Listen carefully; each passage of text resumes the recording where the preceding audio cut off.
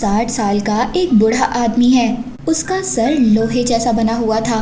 वो बिना दर्द के अपने सर पर ईंट मारकर उसे तोड़ सकता था। उनका एक भाई भी था जिसने अपनी बॉडी को लोहे के डंडों से मार मार कर इतना ज्यादा मजबूत कर लिया था कि अब उसकी बॉडी को कुछ भी नहीं होता था।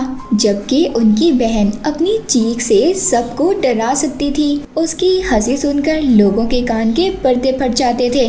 वो रोजाना 5 क्लास तोड़ती और इस तरह अपने गले की ट्रेनिंग किया करती थी। बचपन ही से आयरन हेड और उनके बहन भाइयों को ऐसे ही खतरनाक कुंग फू की ट्रेनिंग दी गई थी। बचपन में तो सब लोग उनके हुनर को बहुत पसंद करते थे, मगर अब वो बूढ़े हो चुके थे और लोगों ने उनमें दिलचस्पी लेना छोड़ दी थी। उनका ये हुनर अब उनके लिए किसी काम का नहीं था। उन तीनों के पास कोई भी नौकरी नहीं थी और ना ही पैसे थे। इस तरह आयरन हेड पर बहुत ज्यादा कर्ज चढ़ चुका था। वो अपने कर्ज की वजह से बहुत ज्यादा परेशान था। एक दिन लोन लेने वाले उसके घर पर आते हैं और घर का सारा कीमती सामान उठाकर ले जाते हैं, पर उनमें से तभी एक आदमी आयरन हेड का सर्टिफिकेट उठाता है। कहता है क्या फायदा इन फजूल कामों का, और उनका मजाक उड़ाता है। आयरन हेड अपनी जिंदगी से बहुत ज्यादा परेशान हो चुका था और अब वो अपनी जिंदगी को बदलना चाहता था। वो इस 60 साल की उम्र में नौकरी ढूंढने के लिए चला जाता है।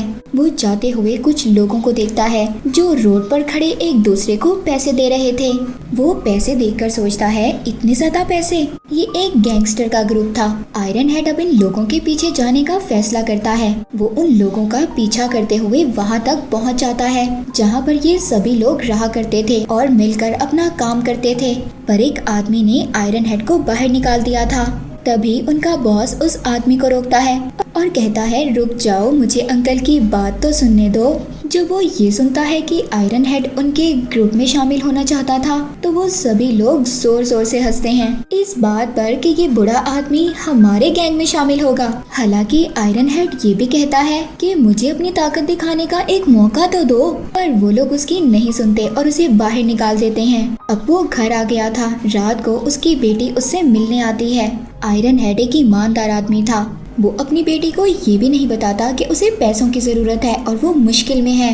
अगली सुबह आयरन हेड दोबारा से उन्हीं लोगों को देखता है। वो जानबूझकर उनकी गाड़ी के आगे आ गया था जिससे कि उसका एक्सीडेंट हो गया था। वो लोग भी बहुत ज्यादा डर जाते हैं, इसीलिए अब वो उसे अपने बॉस के पास ले आए थे।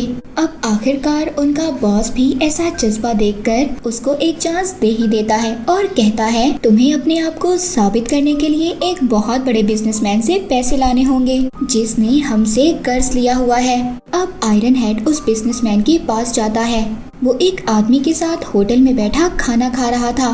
तभी आयरन हेड उसके पास आता है और पैसे मांगता है। वो उसे पैसे देने से इनकार कर देता है। तभी आयरन हेड ने उसके खाने में थूक दिया था जिसकी वजह से बिजनेसमैन गुस्से में एक कांच की बोतल उसके सर पर दे मारता है। पर वो तो आयरन हेड था, उसे क्या हो सकता था। वो खुद ही 10-12 बोतलें अपने सर पर दे मारता है। ये देखकर सभी उस बिजनेसमैन को बुरा भला कहने लगे थे। इस बात पर बिजनेसमैन सबसे तंग आकर उसको अपना क्रेडिट कार्ड ही पकड़ा देता है। अब आयरन हेड जब उस गैंग के पास पैसे लेकर जाता है तो वो तो ये पैसे देखकर बहुत ज्यादा खुश हो गए थे। तभी बॉस उसको 30% कमीशन भी दे देता है। बॉस के एक आदमी को इतनी ज्यादा वाहवाही देखकर आयरन हेड से जलन होने लगी थी। उसने बॉस के कान भी भरना चाहे मगर बॉस उसकी एक नहीं सुनता। अब आयरन हेड उन लोगों के साथ मिलकर ऐसे ही काम करने लगा और इस तरह एक ही महीने में वो काफी अमीर भी हो गया। अपने घर में भी उसने सारी नई चीजें खरीद ली थी, पर उसने इस काम के बारे में अपने बहन भाइयों को नहीं बताया था और ना ही अपने मास्टर को, क्योंकि वो जानता था कि अगर वो ये सब कुछ जान गए तो वो उसे ऐसे बुरे काम नहीं करने देंगे। एक दिन उसको बाव नाम के आदमी से कुछ पैसे लेने थे। वो उसी तरह अपने सर पर बोतल मारता है और उसको डरा कर पैसे मांगता है, पर बाव के पास पैसे नहीं थे। वो थोड़े से ही पैसे आयरन हेड को दे देता है। अब वो जब अपने बॉस के पास पैसे लेकर जाता है तो वो आदमी जो अब उससे जेलस होता था वो कहता है ये पैसे तो बहुत कम हैं और हमारा ये रूल है कि हम पैसे पूरे लेते हैं। अब जब सब लोग उस पर बहुत ज्यादा बोलते हैं तो वो कहता है कि मैं 3 दिन के अंदर अंदर पैसे लेकर आऊंगा, और ये कहकर वो वहाँ से चला जाता है। पर रात को जब वो घर जा रहा था तो कुछ आदमी उसे बहुत मारते हैं और उस लोन के पेपर भी फाड़ देते हैं ताकि ये बाव से 3 दिन के अंदर अंदर पैसे ना ला सके। ये सब लोग बॉस के ही आदमी होते हैं जो इससे जेलस थे। अगले दिन वो दोबारा से बाव के पास गया और उसके पाँव पकड़कर पैसे मांगने लगा। जो लोग उसे ऐसा करते देख रहे थे वो अब बाव को ही बुरा भला कहने लगते हैं। बाव सब लोगों से तंग आकर आयरन हेड की तरह अपने सर पर ईंट मार लेता है जिससे कि उसके सर से खून आने लगा था। ये देखकर वो उसके सर से खून को साफ करता है और सोचता है कि मैं पैसे लेने के लिए कितना ज्यादा नीचे गिर गया। पर दूर खड़ी गाड़ी में बॉस और उसके एक आदमी ने आयरन हेड पर नजर रखी हुई थी। अब बॉस को भी उस पर शक होने लगा था पर वो अपने आदमी से कहता है कि 3 दिन रुक जाओ फिर देखते हैं। एक शाम आयरन हेड के बहन भाई उसके घर पर आते हैं और उन्हें उसके घर में नई चीजों को देखकर ये पता चल गया था कि ये सब कुछ उसने कैसे लिया है कि उनका भाई जिन लोगों के साथ मिलकर काम करता है वो गरीब लोगों को पैसे उधार देते हैं और फिर उनसे वापसी पे दुगने पैसे लेते थे। वो कहते हैं कि तुमने अपनी ट्रेनिंग का इस्तेमाल कितने गलत कामों में किया। आयरन हेड अपने बहन भाइयों की बातों पर बहुत ज्यादा शर्मिंदा हो जाता है। उसने सारे पैसे टेबल पर फेंक दिए थे और कहता है कि अब मैं ये काम नहीं करूँगा। पर जब उसके बहन भाई इतने सारे पैसे देखते हैं तो अब उनके दिल में भी लालच आ जाता है।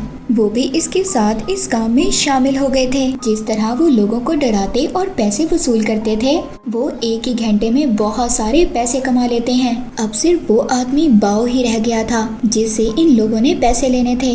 तीनों बहन भाई उसके घर बैठ जाते हैं और पैसे मांगते हैं पर जब वो इन्हें बताता है कि मेरे पास पैसे नहीं है तो ये तीनों उसको मशवरा देते हैं कि घर भेज दो। पहले तो बाव उनकी बातें नहीं मानता पर जब आयरन हेड की बहन 2 दिन तक बगैर रुके बोलती रहती है अपनी तेज आवाज में कि पैसे दो तो वो तंग आकर अपना घर बेचकर उन्हें पैसे दे देता है जिससे कि बॉस उनसे बहुत ज्यादा खुश हो जाता है और अपने पुराने लोगों को डांटता है जो उस पर शक कर रहे थे। बल्कि बॉस ने अब अपने काम में आयरन हेड के बहन भाइयों को भी रख लिया था। वो अपने अपने हुनर का इस्तेमाल कर बहुत सारे पैसे कमा रहे थे और अय्याशी की जिंदगी जीने लगे थे। आयरन हेड की बर्थडे पर उसके हेड बॉस मिलने आते हैं और उसे बताते हैं कि हम अब कॉलेज के स्टूडेंट्स को भी लोन देंगे और वापस ना मिलने पर हम उन्हें भी तंग करेंगे। आयरन हेड बॉस की इस बात पर एग्री तो नहीं था पर बॉस के डर से कुछ कह भी नहीं सकता था। कुछ दिन के बाद वो एक लड़की को परेशान कर वसूली के चक्कर में थे।